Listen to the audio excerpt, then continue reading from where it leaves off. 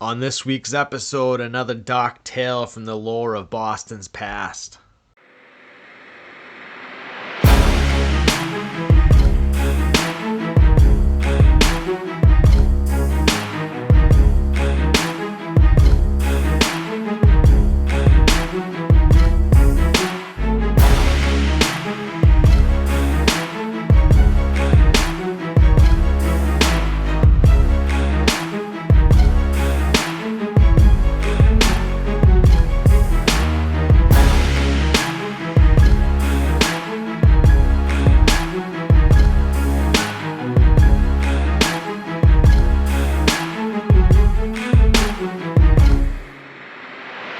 Welcome back, everybody. What's up? So if you've been tuning in lately, you know I've been focusing on the late 80s and early 90s, which in Boston's history so far has been the most turbulent and dangerous time on record.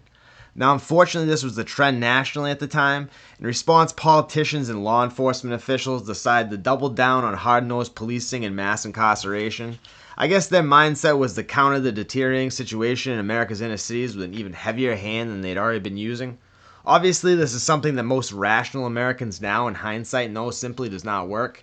As bad as Boston can be about most things, you have to at least give Boston credit for being the first big city to realize this and try a different method which resulted in a dramatic drop in crime called the Boston Miracle. But this wouldn't come later into the late 90s. Through the late 80s and early 90s, the Boston police and city officials were still playing what my high school football coach would call smash mouth football, just hammering away, nothing fancy. And this was clearly not working. All it was really accomplishing was a wider gulf between the police and the affected communities.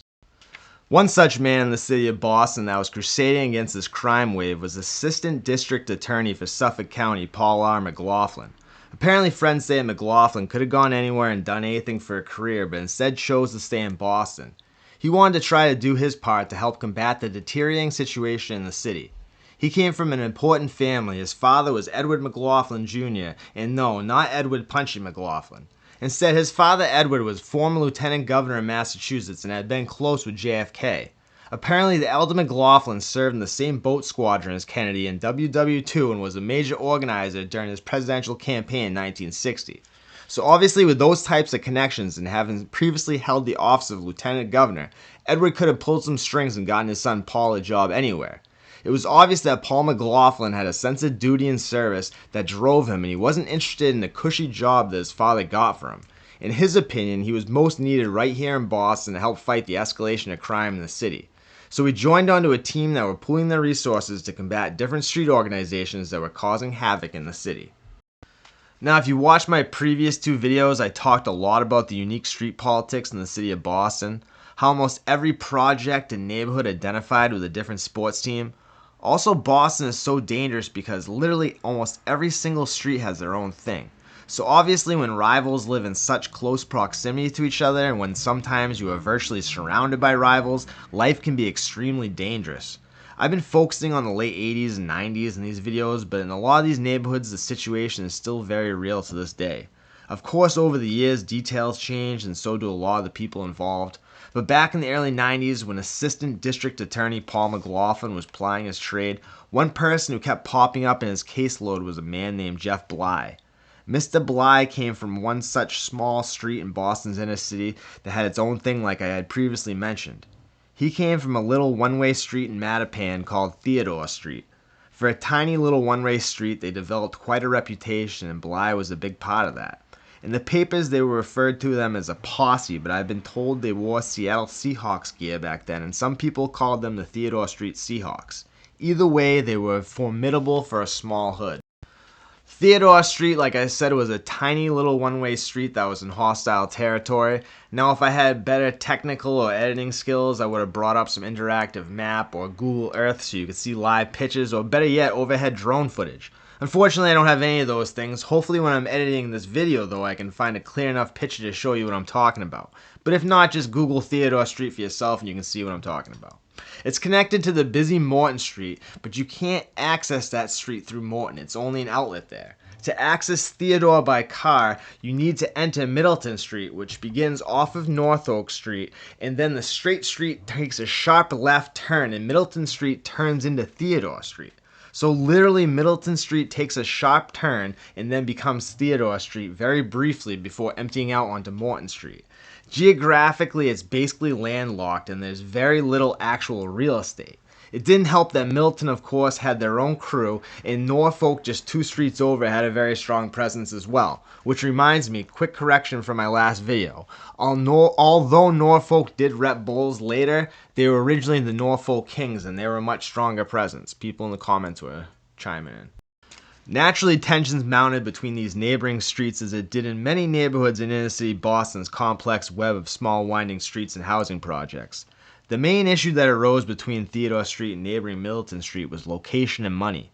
See, both streets had become very heavily involved in street-level sales of certain products that were very lucrative and very prevalent in the late 80s and 90s. Middleton, who sometimes identified with Minnesota hats and sometimes with Mission Wolverines gear. Little side note, they even had words with guys from Mission Hill at a shopping plaza because they were both wearing Michigan gear, but they squashed it. Now, the main issue between Theodore and Middleton had nothing to do with Seahawks and Wolverines gear. It was because Theodore Street members accused Middleton members of poaching their customers. You see, in order to walk up to Theodore Street and get served, and certainly to drive up, it was necessary to go through Middleton Street first. While Middleton Street had plenty of their own loyal customers, it was obvious that a lot of Theodore's customers were being picked off before they could make it to their destination. When this started to affect Theodore's bottom line, Jeff Bly came to Middleton Street to speak to one of their prominent members. By the point that tensions were mounting between Middleton Street and Theodore Street, Bly was already very feared on the streets. By 1995, it was known at least on these streets that Bly was very dangerous, and so was his Theodore Street crew. When he showed up at a prominent member of Middleton Street's house to talk to him, the Middleton Street member did not take this lightly. Bly previously had taken out an area man's life over a somewhat trivial incident. Lee Simmons, who apparently knew martial arts and was no pushover, had several run-ins with Bly where he felt that Jeff had disrespected him, and it was only in Lee's opinion because he was either surrounded by other Theodore Street members or he was tooled up. Coincidentally, Lee's older brother, Bernard, was a member of the Theodore Street crew, but Lee told friends that the next time he caught Bly alone, he was going to throttle him. Before this could happen, Bly, along with numerous Theodore Street members, saw Lee riding his bicycle. Lee had been riding around Blue Hill Ave with his buddy Keith Richards. No, not Keith Richards of the Rolling Stones. But they had briefly separated when Richards went to his grandma's house. In a typical bully move, Bly, surrounded by other people, took Lee's bicycle and humiliated him in front of a crowd. Lee was enraged. He was dead set on getting his bike back and getting revenge. He was shaking with anger, almost in tears, when he was so mad he asked Richards to retrieve a weapon he had hidden under his girlfriend's back porch and go find Bly. They walked over to the area of Leston and Morton Street where they knew Bly would be chilling. As they approached, Bly was holding court with about 10 other people. Lee was not deterred one bit. Full of adrenaline after previously being embarrassed, he walked right up on Bly, grabbed him hard by the shirt's collar, and stuck a piece of chrome in his face and said, "Give me my bike back, now!" Bly was definitely taken back. He wasn't used to people standing up to him directly like this. As the 10 guys with Bly started to circle Lee, he waved it around and told them all to back up, which they did. As they all as a group started to walk down Morton Street to where Bly said he stashed the bike, as they walked, Richard asked Simmons for the weapon back. He was afraid that if something actually happened, Simmons wouldn't know how to operate the machinery. As they approached 770 Morton Street, Bly started walking quickly ahead of the group towards the house. Richard backed up and stood behind a parked car across the street from the house, using the car as protection. Someone quickly came out of 77 Morton Street and handed someone standing next to a parked van a weapon. Bly ran inside 77 Morton Street, and within a second, blasts rang from a second-story window. The man standing next to the van opened up on Simmons as well. Richard tried to return a volley, but his weapon jammed, leaving him defenseless. Seeing this, the group that was with Bly yelled, "Get him!" and he took off running without haste. Unfortunately for Lee Simmons, he was hit in the ankle while he was running away, and he was also hit in the head. He did not survive. Earl Pope, Bly's friend, lived in the attic of 770 Morton Street. He and his girlfriend Deanna Jones and Bly all ran up into the attic. Damian Bonilla, who was the one standing next to the van, threw his weapon under the porch and joined them upstairs in the attic as well. Gail Langham, Pope's aunt, who lived on the second floor, was in the basement with the gas man when all this was happening. It was his utility van that Bonilla was positioned next to. Langham came running up the stairs due to the commotion and saw Bly apparently holding the weapon leaving the porch area. They had a brief argument basically where Bly told her to mind her business. She knew Bly from him previously visiting her nephew at the house. The police showed up and Langham gave them consent to search the house. They found everyone in the attic area and recovered the weapons as well. Now, for whatever reason, it doesn't seem like the BPD initially charged anyone with Lee's death. They recovered both weapons and they determined by the trajectory that the person on the porch was the one responsible. Now at this time, many people were afraid to cooperate with the police or testify in court. It was very dangerous.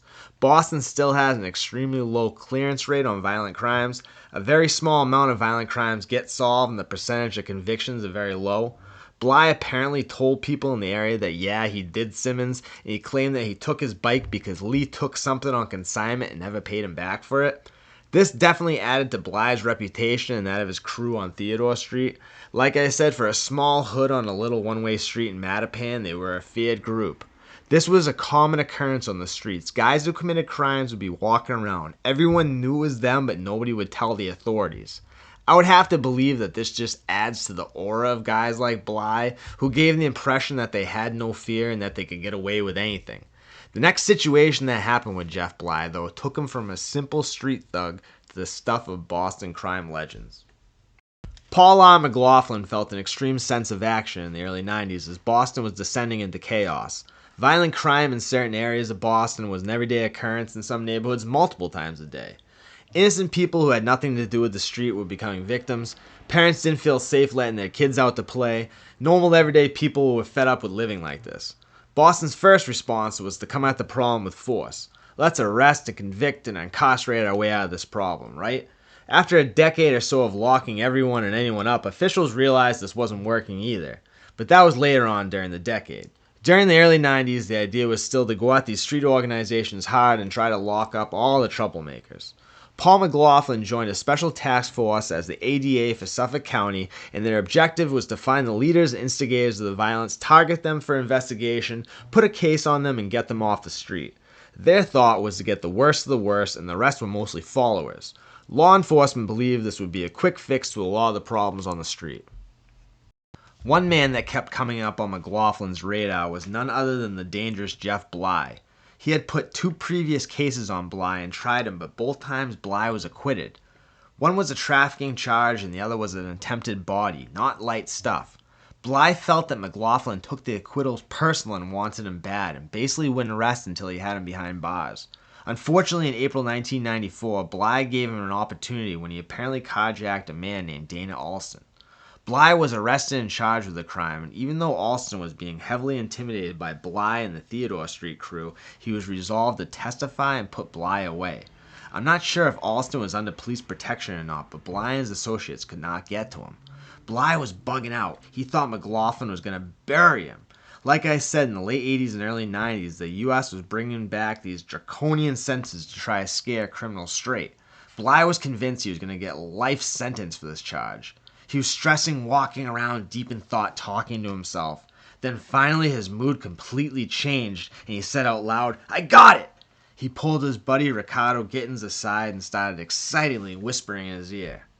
On September 22, 1995, 4 days before Bly's carjacking trial date, he put his little one on a mission. Anthony Houston, a young member of Theodore Street who looked up to Bly like a big brother, almost even a father figure who pretty much would have done anything Jeff asked him to do, was asked to come into the city with Bly. They went to the vicinity of Washington State Street downtown and hung around a corner. The two sat there until they saw Assistant District Attorney Paul McLaughlin leaving his office. The two followed McLaughlin through the busy streets. It was late afternoon and tons of people were out and about. They followed him to the busy South Station, train station, and bus terminal. Once they got to South Station, Bly stopped. He knew that McLaughlin would recognize him, so that's where Houston came in. Bly handed Houston train fare and told him to follow McLaughlin onto the train to not lose sight of him. He also handed him a notebook and a pen and said write down anywhere he goes, anyone he stops and talks to, and write down the make and model and license plate of the car he gets into. When you're done, call a cab or take a train and come home. Houston boarded the train and kept the attorney in his sight the whole time. When the train got to the Highland Station in West Roxbury, McLaughlin exited and Houston followed him. As he was getting into his car, McLaughlin noticed that Houston was writing down his license plate, and he asked the kid what he was doing. Houston gave him a quick BS answer, and the two had a brief conversation, and McLaughlin got into his car and drove off, not really thinking anything about it. Houston brought back this information to Bly, who was extremely pleased. On the afternoon of September 25th, 1995, the day before his trial was supposed to take place, Bly was overheard talking to his friends by a woman named Sandra Brown. They sometimes hung out at Sandra Brown's apartment or friends of hers. He allegedly said, "I gotta get the lawyer, it's gotta be tonight." He was wearing a black hooded sweatshirt, black jeans, and black sneakers, his usual outfit apparently. After the conversations, Bly asked Mario Thompson, a friend from the neighborhood, to follow him and Ricardo Gittins in Thompson's A2 Buick. Thompson followed a gold Dodge Colt driven by Gittins to the Highland train station in West Roxbury. They parked both cars in a parking lot across the street. Bly got out of the Dodge and walked up to Thompson's Buick and got in. They talked for a couple seconds, and then Bly told him he was good and he can leave. Now, I'm personally confused at why they even had him come. It's just another potential witness. Unless they just really didn't want to get pulled over on the way there and they were using the Buick as some sort of shield against the police. That's the only answer I can come up with. District Attorney Paul McLaughlin exited the train at Highland Station just like he did pretty much every day and walked to his car, a Toyota Tercel. This guy came from a prominent family, but he lived a modest life as a bachelor in West Roxbury. And whatever you believe, he was a civil servant, and probably in his heart, he thought he was at least trying to make a difference in a positive way. But as he walked up to his Toyota Tercel and opened the door, he began to put his briefcase in his car when a man hopped out of the bushes in front of him. Startled, McLaughlin said something to the man, and the man responded and then let loose on the lawyer. He was hit twice and fell into the open door of his car, his legs hanging out. The man, who a witness saw wearing a black hat, black hoodie, and black jeans, looked down at McLaughlin, tucked something in his waistband, and then ran across the parking lot towards the train tracks. Later that night, back at Sandra Brown's apartment, her daughter Janet Brown heard Bly saying, "I don't have to worry no more, I took care of my problem." Allegedly, he even admitted to the crime, and when she asked him why he would do that, he responded that he didn't want to get life. He said, "I ain't going out like that." And then apparently he even asked her for money because he needed to leave town. Janet's mother, Sandra, saw Bly later that night at another person's apartment wearing the same black sweatshirt and baggy black jeans, and he was soaking his hands in bleach. She heard Bly say he didn't have anything to worry about anymore. Then he apparently told Eric Hardy, a Theodore associate, all about the crime and why he did it. Then he commanded Hardy to get rid of the car that he and Gittins were in, but en route, Hardy was pulled over by the police and the car was impounded. Bly threatened Hardy that he was a dead man if he cooperated with the police. This would become a common threat in the near future with Bly. Bly's young protege, Anthony Houston, was not happy when he saw what happened to McLaughlin on the news. He confronted Bly about it, and Bly told him, "Listen, kid, don't worry. Don't say nothing to nobody. You didn't follow him. You weren't there. Nothing happened. You don't know nothing." Then he asked, "You wouldn't rat on me, would you?" Houston told him, "I would never do that." He loved Bly. Mario Thompson, after finding out what happened, approached Bly, not too thrilled about being connected with the crime. Bly's reaction was a bit different to Thompson. He told him the same thing, "Tell the cops you know nothing." When Thompson pressed him further, Bly backhanded Thompson and said, "Dude, I tell you." The authorities and the media were going berserk. At first, the police really had no idea what happened. They weren't sure if it was just a random crime or if McLaughlin had been targeted. Several witnesses saw a man in the area before the crime that roughly fit Bly's description, and the man saw the actual crime. They described his clothing, but they said he was between 14 and 16 years old, but Bly was 20 and he looked like he was in his mid-20s at the time. So I can see why authorities might have been a little confused from the beginning of who their suspect was. One man who from the beginning knew the crime wasn't random was McLaughlin's father, former Lieutenant Governor Edward McLaughlin. A real strange coincidence, notorious Boston hood Edward Punchy McLaughlin also met his demise at a West Roxbury T-stop. His was the Spring Street stop, though. Just thought I'd throw that in there. But McLaughlin's father was convinced from the get-go that his son was targeted for his work and it was personal. He pushed investigators into looking at McLaughlin's caseloads, and the answer would be there. Boston, especially the black neighborhoods, were fearing a replay of the Charles Stewart situation a few years back in October of '89.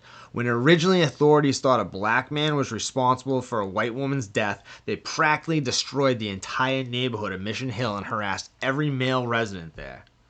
Although there wasn't as an extreme reaction to McLaughlin's death as there was to Carol Stewart's, a lot of residents from Boston's black community noticed that the police were much more focused on solving McLaughlin's case instead of the hundreds of open cases that already existed from their neighborhoods.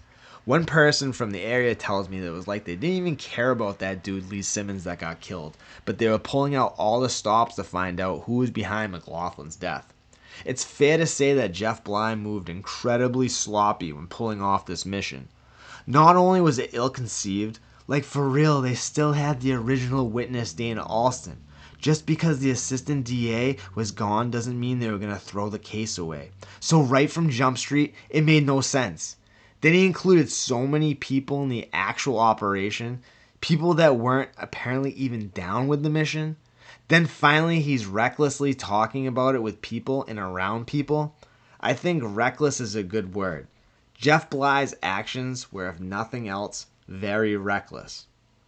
I mean, a young guy who had some power, people listened to him, he had gotten away with a certain amount of violence, and it kind of felt untouchable, like no one could stop him. And it made him make some very impulsive and very reckless choices.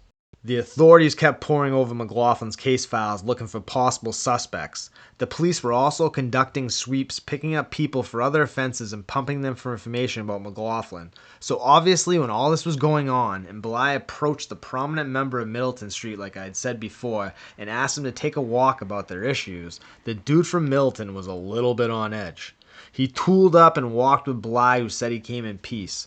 Theodore Street and Middleton Street were caught up in a tit-for-tat feud that started, like I said, because Theodore Street accused the Middleton Street guys of poaching their customers as they walked up Middleton Street towards Theodore.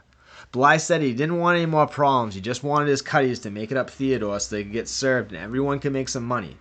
They agreed to a truce and the hostilities between the neighboring streets quieted down.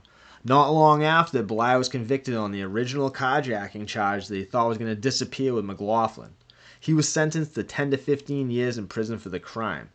The authorities began to focus on Bly and his Theodore Street crew for their connection with McLaughlin's case. The walls in prison were beginning to close in on Bly. The authorities kept hitting Theodore Street with sweeps, taking members off the streets and questioning people close to Bly. With Bly off the street, a lot of the people who were afraid of him began to turn. Instead of lengthy prison sentences, they decided they would rather cooperate with the police. Honestly, there were so many potential witnesses, not even including the ones at the actual train station, and it's impossible to think that Bly had any chance of getting away with this ever. Also, when he was running away, he dropped a bandana, a hat, and his hoodie on the train tracks, which authorities claimed had his and McLaughlin's DNA on it. With people from Theodore Street willing to testify, witnesses at the scene, physical evidence, and a strong motive, the police charged Bly for the crime while he was starting to serve his carjacking sentence. After repeated sweeps on Theodore Street, the police took most of Bly's most feared crew members off the street as well. Apparently one of their top steppers, a guy named Haiti, was deported back to his native Haiti. With less fear of reprisals, residents of the area and people connected to the McLaughlin case began to come forward and talk. Shortly after Bly was convicted for the McLaughlin's death, he was charged and convicted for Lee Simmons' death as well. I think Jeff Bly and his Theodore Street crew are a great example of just how dangerous Boston was at this time. This was just one small street in one neighborhood, but this was happening on hundreds of streets throughout the city at the time. This is just an extreme example of how out of control the violence could spin out. Bly was kind of a nightmare scenario to American society. A young black man who had no fear of consequences or the authorities. He ruled his neighborhood and peers through fear and violence. The police knew they needed to make an example out of him and his crew, which they did. Bly was sentenced to life without parole for ADA Paul McLaughlin's death, and he has tried to appeal based on different technicalities like DNA and being questioned without Miranda rights, but the convictions were upheld. His friend Damian Bonilla, who's doing life in Virginia for a separate crime, tried to take responsibility for Lee Simmons to try to help Bly out, but I don't think Bly will ever be getting out of prison. In the most dangerous and deadly time in Boston's history, Jeff Bly's exploits stand out amongst all others. It really is a prime example of how out of control the cycle of violence can get if unchecked. Thank you to a very special viewer for bringing this to my attention. It's a great story and somehow I forgot about it. Thank you to everyone who has been contributing to this channel via the comments. Also to everyone that has been so helpful to me with information and subject matter.